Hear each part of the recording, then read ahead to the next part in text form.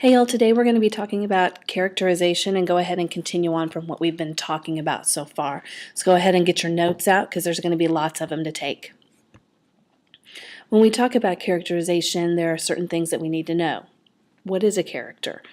If you hear your parents or a friend or possibly an older relative say, boy, they are quite a character, then that usually means there's something extremely pronounced about them, something that stands out, somebody that's larger than life, something that stands out from a crowd. And authors want to do that as well. Sometimes, as it says in the slide, the characters that we read about in stories seem so alive that we forget that they aren't real people at all. And that is what you as writers want to get to as well when you go to develop your stories. You want your characters to be larger than life so that they really stand out and people almost forget that they are reading about a fictional character. Authors try their best to do that, especially for those that are reading their stories. So we have lots of different kinds of characters. Characters are just the people that we meet in stories. They're the people that we read about. Like we talked about the Cask of Amontillado. The characters that we met were Montresor, and we met Fortunato. In the case of Harrison Bergeron, we met his parents, and we met the ballerinas, and we met Harrison himself. So they're just people that we come across in stories and or plays. There's many types of different characters. We'll be introduced to 6 of them today in this slideshow. There's lots of more than just 6, but those are the ones that we're going to start off with today. Also, do remember that we have indirect characters and direct characters. We'll be talking about those later on. The protagonist. The protagonist, remember, the prefix of that word is pro. Pro. It means something that's good. When you think about having a professional athlete, then that is an athlete that excels at whatever that is that they're doing. So that is a protagonist, somebody that excels at what they're doing in the story. It's the person that you root for, the good guy, the good girl, the hero, the shero, however you want to call it. In the case of Luke Skywalker here in Star Wars, he was definitely the protagonist. He was the guy that was fighting for fighting for the right, and definitely fighting for the Force. So protagonist, that's good. And these are things that we've talked about before as well, protagonist and antagonist. Here we talk about the antagonist. They're the people that you boo at. They're the people that you don't want to do well in stories. They come in direct conflict with the protagonist.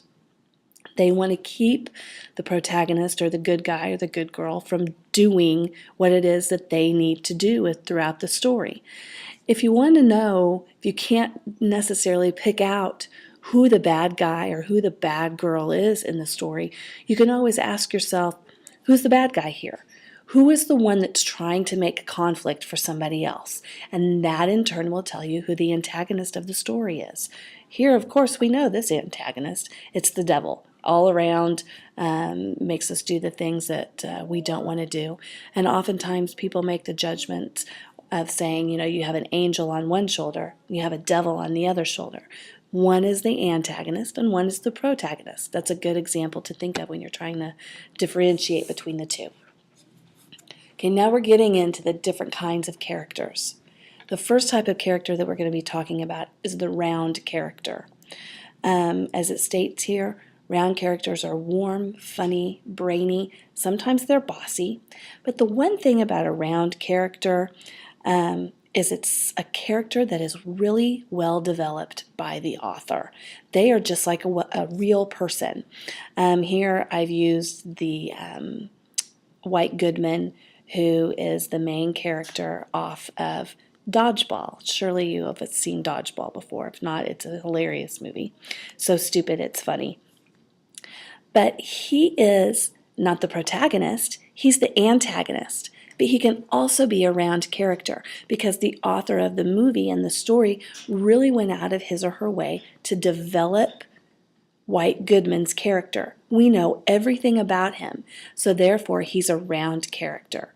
Has many different character traits. Some are really good, Some might be really bad. But remember that a round character is extremely well developed by the author. We know everything that there is to know about them. Then you have flat characters, like the Russian lady from the story Dodgeball. She was a character in the story, but we don't know much about her. Flat characters only give us 1 or 2 character traits. If you've seen the movie and you remember Fraulein, I think that was her name, we don't know a whole lot about her. Maybe a couple of things, and some of those things have to be inferred. But the author of the story didn't just come out and develop them for us. We have to kind of infer. So we only know 1 or 2 traits, and they're described in very few words, and that's a flat character. Again, the author didn't spend a whole lot of time developing them because they're not an integral part of the story. So that's a flat character. Next, we have a static character. And if something is static, that means that it's the same. So a static character doesn't change in the course of a story. The way that they enter the story is the same way that they leave the story, or when the story ends. They don't make a whole lot of change in the story. They stay stagnant. They stay the same. They are a static character. The main function of them is to provide a foil. You need to remember the word foil. They provide a contrast to the story's main character. Han Solo, who is pictured here, is in direct contrast with Luke Skywalker. They are both good guys. There's nothing wrong with Han Solo, but he doesn't make any changes throughout the story. He's the same at the beginning of the story as he is in the end of the story, but he does provide a contrast in character to Luke Skywalker. And so that's a foil, the contrast to the story's main character. Static character doesn't change throughout the course of the story, as compared to other characters that we will talk about. Here we have Cinderella, and she is a dynamic character. Dynamic characters seem to live and breathe, but the one thing about a dynamic character is that they grow throughout the story. They change throughout the story. A dynamic character is in direct contrast to a static character. Static characters stay the same, while dynamic characters grow and change through the story. If you'll remember the story of Cinderella, she starts out as a maid and a servant to her wicked mother, stepmother, and her wicked stepsisters. And as the story progresses, she turns into this beautiful princess who lives happily ever after. She is the dynamic character. Now, dynamic characters can be protagonists. Dynamic characters can be antagonists. So as we talk about characterization, remember that there are some things that can overlap. The wicked stepsisters were antagonists. They were bad people in the story, but they were also static characters. They didn't make any changes throughout the story, but they did provide a foil. They provided a direct contrast with the person that they are in conflict with, and that would be Cinderella.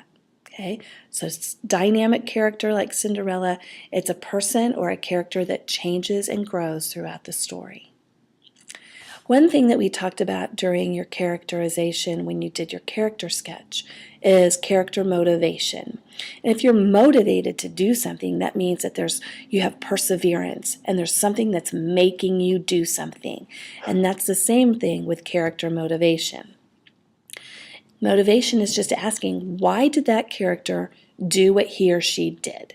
And when you answer that question, that will give you their motivation. The reason that a character behaves a certain way. That's their motivation. So Fortunato in A Cask for Amontillado, Fortunato's motivation was to prove that he was the best at wine tasting. And unfortunate for him is that his motivation got him killed. Not necessarily the fact that he was talking bad about Montresor, but the fact that he had to prove to Montresor that Lucchese was a quack and that he was much better wine taster than him, a wine connoisseur, that was his motivation and therefore got him killed. So you can always ask yourself, why did the character do that? Character motivations always arrive from some type of feeling that they have or some kind of experience that the character has had. Or the motivations, they're motivated by what other people do.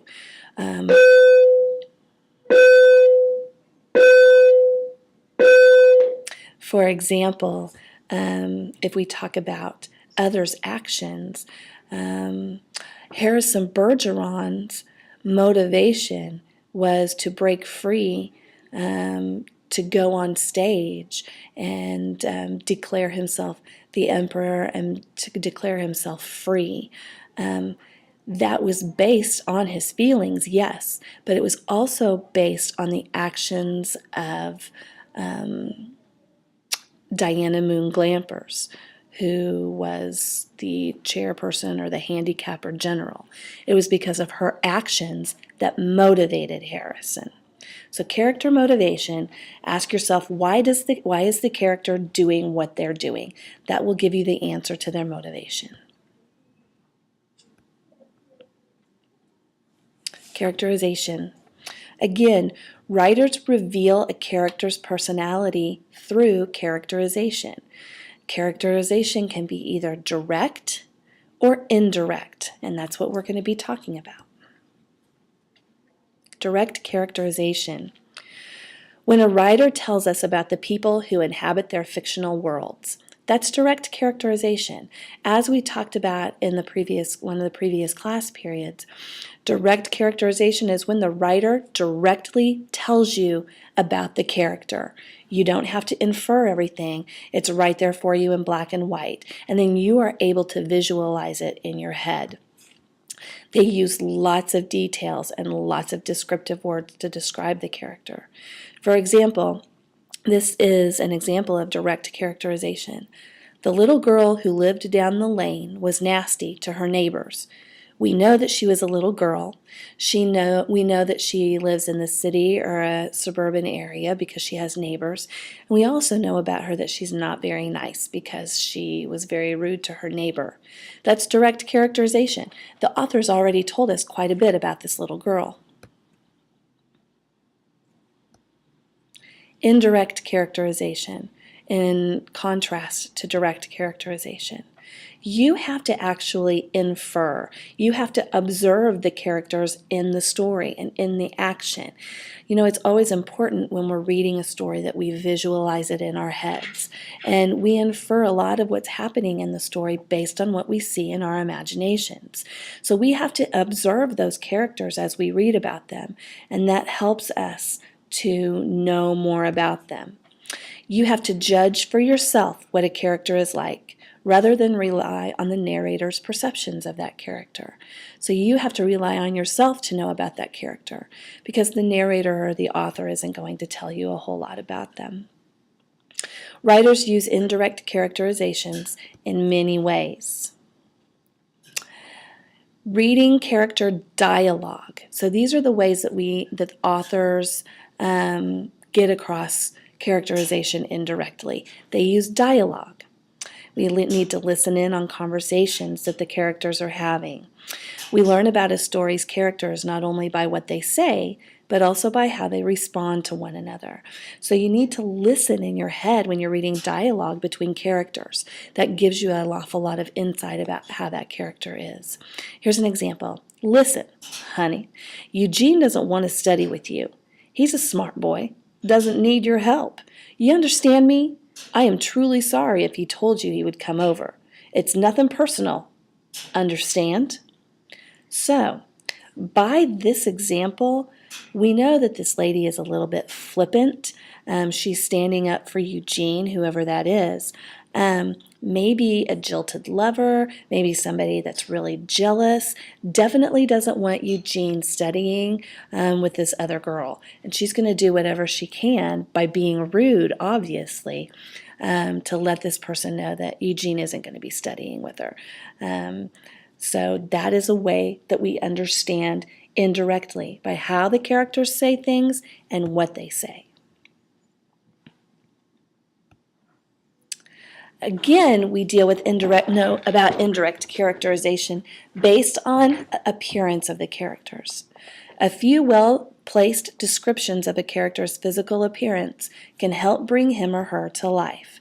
So for an example, she was a large woman with a large purse that had everything in it but a hammer and nails. So it's only one small sentence, but we already know quite a bit about this woman. We know that she's a large woman. She must have a lot of stuff because she carries it all around in her purse. And a lot of times when people feel like they have to carry a lot of their possessions with them at the same time, they might be kind of fearful. Maybe they've lost something in the past and they want to keep those treasures close to them. But anyway, we know lots of things about her just from one sentence. She was a big woman, and you could go to her for anything because she probably had it in her purse. So little things that an author tells us about a character's appearance often helps us to develop the thought of who that character is in our heads. Another way authors describe indirectly are private thoughts that the characters are having. A writer can take us into a character's mind to reveal private thoughts and personality traits. So you need to pay attention in the stories when the characters are just thinking to one another. An example: I know he will have to go away, that he will take a plane to Mexico. All the uncles and aunts will be there, and they will have a black and white photo taken in front of the tomb. All right, kind of confusing about maybe what this story is talking about, but this is a private thought from a character. We know that whoever this person's thinking about will be going to Mexico and probably be surrounded by family. They will take a black and white photo, which tells you maybe the time period.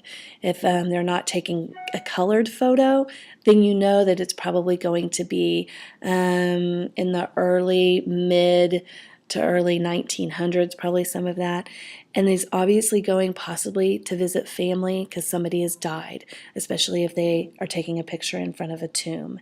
So you have to pay attention to those things because we know a lot about this character based on their thoughts. A couple of other ways that authors describe characterization to us is how other characters in the story feel about them, and then through their actions. The first bullet says we also learn about characters by paying attention to how other characters in the story feel about them. It says a lot about us as individuals, because a lot of ways that we act depends on how other people feel about us. If you come into my classroom and you know that I have a great deal of respect for you, you might act because based on how I feel about you, you're going to act a certain way. Whereas if you're just hanging out with your friends and you know that your friends like you, you feel like you can really be yourself and just let go. That's a different kind of characterization. So knowing how other characters in the story feel about somebody, that tells you a lot about that character. Then it says one of the most important ways that we learn about characters is from their actions, from what we see them doing. Excuse me. So you need to pay close attention to how characters act in your story. Action takes place all around the story. If the character's walking down the lane or they're walking down the sidewalk and their head is tilted down at the sidewalk and the author's telling you that their shoulders are kind of slumped over, that tells you that maybe that character is shy. Maybe they don't want to really be seen a whole lot. Whereas if the author describes to you a character walking down the sidewalk with their eyes straight out in front of them and a smile on their face and a wide stature as they walk, then that tells you that that character feels very confident in themselves. An example here is, she turned then to me, but oddly enough she did not touch me. Instead, leaning close, she peered hard at me and then quickly drew back. So this tells you that maybe this character is hesitant about getting close to another character. Maybe she's fearful of them.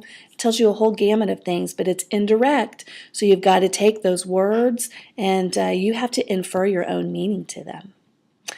Good visual example here of direct characterization versus indirect characterization. We have this cute little picture of Dracula, and on the left-hand side, it's all in black and white. Not much detail to it. That symbolizes or represents indirect characterization because it's through the narrator or through the author's words that we turn it in to what it's supposed to look like on the right-hand side. Right-hand side is direct characterization. I can see here all the vivid colors, and I can see Dracula drinking his martini with an eyeball as an olive. So really good representation here of direct characterization versus indirect characterization. A lot of detail versus not a lot of detail. All right, your assignment. Are you a good judge of character? Check your knowledge by analyzing 2 characters from a favorite movie, a favorite TV show, or a story. First, describe the character types. Is one a protagonist? Is one an antagonist? Are they round or flat characters? And then write a brief character sketch of each. So for an example, let's take SpongeBob versus Patrick. Okay, so I've got SpongeBob that I'm going to analyze, Patrick that I'm going to analyze. I know that, let me change that. Let's take SpongeBob and Squidward, okay, because they're two very different characters. I know that SpongeBob is probably a protagonist. I know that Squidward is probably an antagonist. So you need to tell me why you think those things. And then I'm going to say that SpongeBob is a very round character. We know a lot about SpongeBob. We know how he feels. We know what he thinks. We know his views on life, and he's just happy-go-lucky. He's very sensitive. And he is a dynamic character because he usually grows or changes throughout every episode of SpongeBob. I know that Squidward is probably pretty much a static character. He stays the same throughout every story or episode of SpongeBob. He's kind of an antagonist because he doesn't like SpongeBob very much. I wouldn't say that necessarily he's a flat character. If you watch SpongeBob a lot, then you know that we know an awful lot about him. So that's what I would say about SpongeBob and Squidward. And then I would write a brief character sketch of each one of them based on appearance, historical backgrounds, their social and economic statuses, their education, that kind of thing. A lot you're going to have to infer. And the very first day of characterization when we started talking, you had the assignment that you did that. So make sure that you get your notes out that talks about character sketches and how you analyze a character. And get that assignment done. And if you have any questions at all, always you can email me, you can give me a text, whatever you want to do. Thanks a lot, and have a good time doing your character sketches.